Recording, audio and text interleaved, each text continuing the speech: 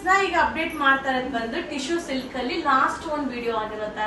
So tissue silk ಏನೇನೆಲ್ಲ update ಮಾಡಿದೀನೋ ಅದೆಲ್ಲ ಇದು ಲಾಸ್ಟ್ ವಿಡಿಯೋ ಆಗಿರುತ್ತೆ.